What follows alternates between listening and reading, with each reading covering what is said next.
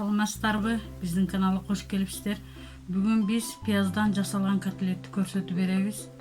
Бизге керек болуучу азыктар 4 пияз, 4 жумуртка, 4 кашык, аш кашык un, приправа, туз, ачуу калемпир, өсүмдүк майы, ушулар керек болот.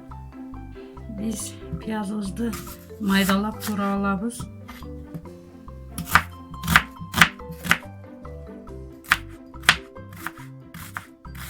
Туралган пиязыбызды идишибизге салып алабыз. Жарым аш кашык туз салып, колубуз менен майдалап алабыз. 4 жумурткабызды салып алабыз.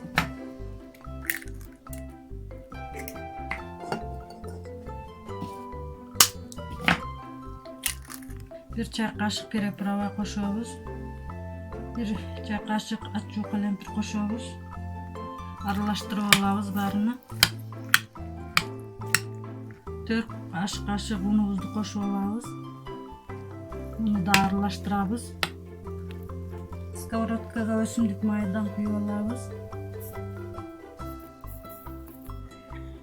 1 аш кашыктан салып, сковородкага салып бышырып алабыз.